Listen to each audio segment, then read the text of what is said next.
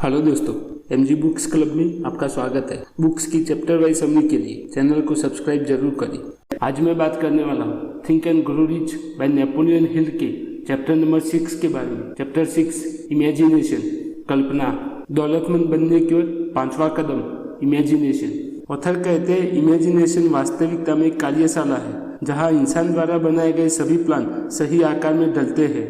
यह कहा गया है कि इंसान जिस चीज की कल्पना कर सकता है उसको वास्तविक रूप भी दे सकता है। अपनी इमेजिनेशन से इंसान ने प्रकृति की शक्तियों को खोजा है और उसका उपयोग भी किया है। उसने उड़ने के मामले में पक्षियों को पीछे छोड़ दिया है। अपनी कल्पना शक्ति से उसने वाहनों की गति बढ़ा ली है और अब वह 600 मील प्रति घंटा से भी अधिक रफ्तार से वो यात्रा कर सकता है। ऑथर कहते हैं इमेजिनेशन दो तरह के होते हैं, एक होता है सिंथेटिक इमेजिनेशन और दूसरा होता है क्रिएटिव इमेजिनेशन। चलिए पहले समझते हैं सिंथेटिक इमेजिनेशन क्या होता है। सिंथेटिक इमेजिनेशन से इंसान पुराने कंसेप्ट, आइडियाज और प्लान को नए कॉम्बिनेशन में अरेंज कर सकता है। इस इमेजिनेशन से कुछ नया नहीं रचा जाता, बल्कि यह केवल अनुभव, शिक्षा और ऑब्जर्वेशन के हिसाब से कार्य करता है। आविष्कार करने वाले लोग अधिकतर इस शक्ति का प्रयोग करते हैं। दूसरा है क्रिएटिव इमेजिनेशन। इस इमेजिनेशन के द्वारा इंसान मन की असीम शक्ति से सीधा संपर्क कर सकता है। इस शक्ति के द्वारा इंसान को नए नए विचार प्रदान होते हैं। इस शक्ति के द्वारा एक इंसान दूसरे इंसान की सबकॉन्शियस माइंड से संवाद कर सकता है। बिजनेस, फाइनेंस के महान लीडर और महान कलाकार, संगीतकार, कवि और लेखक महान इसलिए बनते हैं क्योंकि उन्होंने क्रिएटिव इमेजिनेशन की शक्ति को विकसित कर लिया है। इमेजिनेशन की शक्ति को उपयोग करके और भी मजबूत किया जाता है। ठीक उसी तरह जिस तरह हम हमारी बॉडी मसल्स को उपयोग करके मजबूत करते हैं। देखिए, विचार अमीरी का शुरुआती बिंदु है और विचार कल्पना द्वारा पैदा होते हैं। चलिए ऐसे वेल नोन आइडिया समझते हैं जिनसे लोगों ने बहुत सारी दौलत कमाई है। इन उदाहरणों से आपको समझ आ जाएगा कि कल्पना का प्रयोग करके अमीर बना जा सकता है। कई साल पहले एक बूढ़े डॉक्टर ने दवाई की दुकान के क्लर्क को एक पुरानी केतली $500 में बेची थी। डॉक्टर ने केतली के साथ लकड़ी का पेंडल और एक कागज का टुकड़ा दिया था जिसके ऊपर एक गोपनीय फॉर्मूला लिखा था। क्लर्क ने दरअसल जो खरीदा था वह एक विचार था। केतली का चमत्कारिक प्रदर्शन तब होना शुरू हुआ जब उसके नए मालिक ने गोपनीय फॉर्मूला के साथ एक ऐसा तत्व मिलाया जिसके बारे में डॉक्टर कुछ नहीं जानता था। पुरानी केतली आज दुनिया में शक्कर के सबसे बड़े उपभोक्ताओं में से एक है और इस वजह से हजारों लोगों को गन्ना उगाने का, शक्कर बनाने का और बेचने का रोजगार उपलब्ध करा रही है। पुरानी केतली हर साल करोड़ों कांच की बोतलों को काम में लेती है, जिससे कांच का काम करने वाले बहुत से लोगों को रोजगार मिलता है। पुरानी केतली ने क्लर्क, स्टेनोग्राफर, कॉपीराइटर्स और एडवर्टाइजिंग विशेषज्ञों की फौज को रोजगार दिया है। इसने दर्जनों कलाकारों को दौलत और शोहरत दिलाई है। इस तरह से एक विचार ने कई लोगों को रोजगार दिया और कई लोग तो अमीर भी बन गए थे।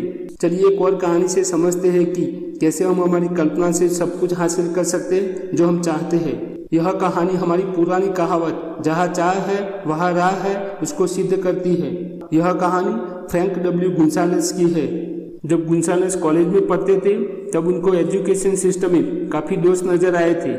तब उन्होंने अपने मन में ठान लिया था कि वो एक दिन नया कॉलेज बनाएंगे जिसमें वह अपने विचारों को आजमाएंगे और एजुकेशन में कुछ नया करेंगे। गुंसालेस को इस प्रोजेक्ट के लिए $10 लाख की जरूरत थी। वो इतनी बड़ी रकम कहाँ से लाएंगे, यही सवाल के विचार उनके मन में हर वक्त रहा करते थे। हर रात वह अपने बिस्तर पर इसी विचार के साथ सोते थे और हर सुबह इसी विचार के साथ वह नींद से जागते थे। लगभग 2 साल सोचने के बाद उन्होंने एक ऐसा लेक्चर तैयार किया कि अगर मेरे पास $10 लाख हो तो मैं क्या करूंगा। इस लेक्चर में उन्होंने लोगों को बताया कि किस तरह वो एक महान शैक्षणिक संस्था बनाना चाहते हैं जहाँ युवा लोग व्यवहारिक चीजें करना सीखेंगे। जब यह लेक्चर समाप्त हुआ तो एक व्यक्ति ने अपना हाथ बढ़ाया और कहा, मुझे आपका लेक्चर पसंद आया और मैं आपको $10 लाख देने को तैयार हूँ। इस तरह से गुंसालेस को $10 लाख मिल गए और उसने आर्मर इंस्टीट्यूट ऑफ टेक्नोलॉजी की नींव डाली जिसे आज इलिनॉइस इंस्टीट्यूट ऑफ टेक्नोलॉजी के नाम से जाना जाता है। यह $10 लाख गुंसालेस के पास एक विचार के परिणाम के रूप में आए थे। सबसे बड़ी बात यह है कि जिस सिद्धांत ने गुंसालेस को $10 लाख दिलाए थे वह सिद्धांत आज भी जीवित है। यह सिद्धांत आपके लिए भी काम कर सकता है ऑथर कहते हैं कि अगर आप उन लोगों में से हैं जो यह विश्वास करते हैं कि सिर्फ कड़ी मेहनत और ईमानदारी से ही अमीरी आ जाएगी, तो इस विचार को अपने दिमाग से निकाल दें। यह सच नहीं है। अमीरी जब भी आती है तो यह सिर्फ कड़ी मेहनत की बदौलत नहीं आती। अमीरी निश्चित मांग की प्रतिक्रिया के स्वरूप में आती है और यह कुछ निश्चित सिद्धांतों के प्रयोग पर आधारित है। इसका किस्मत या भाग्य से कोई लेना देना नहीं है। ऑथर आगे हमें साउथ वेस्ट एयरलाइंस के फाउंडर हर्ब कैलहरे और रोलिंग किंग की कहानी बताते हैं, जो विचार को बेचने का एक बेहतरीन उदाहरण है। किंग निराश हो जाया करते थे जब उन्हें टेक्सास में एक स्थान से दूसरे स्थान हवाई यात्रा करनी होती थी और उन्हें सीट नहीं मिलती थी। किंग ने यह महसूस किया कि टेक्सास के 3 बड़े शहरों में एक एयरलाइन की सख्त जरूरत है। उन्होंने इसका अध्ययन करके एक बिजनेस प्लान बनाया और अपने वकील मित्र हर्ब कैलहरे के पास जरूरी कागजी काम करने पहुंच गए थे। उसके बाद 20 फरवरी 1968 में टेक्सास एरोनॉटिक्स कमीशन ने 3 शहरों में उड़ान भरने की साउथ वेस्ट को मंजूरी दे दी, पर जब उनकी प्रतिस्पर्धी कंपनी ने इस आदेश पर अस्थायी रोक लगा दी तो किंग और हर्ब को 3 साल तक कोर्ट के चक्कर काटने पड़े थे। तब जाके उनको एयरलाइन शुरू करने के लिए जरूरी परमिशन मिली थी। इतना ही नहीं, पहले 3 साल तक तो यह एयरलाइंस ने कोई प्रॉफिट नहीं किया था, बल्कि लाखों डॉलर का नुकसान किया था। बाद में यह कंपनी धीरे धीरे सफलता की ऊंचाइयां चढ़ने लगी थी और 1978 तक यह अमेरिका की सबसे कमाई करने वाली एयरलाइंस बन गई थी। यह सब कुछ इसलिए हुआ क्योंकि रोलिंग किंग और हर्ब कैलहरे अपने विचारों पर डटे रहे थे। तो आप भी सफल होना चाहते हैं तो अपने विचारों पर डटे रहे और अपना कार्य करते रहे, आप सफल जरूर होंगे। तो इस चैप्टर में इतना ही। नेक्स्ट चैप्टर में फिर से मिलेंगे।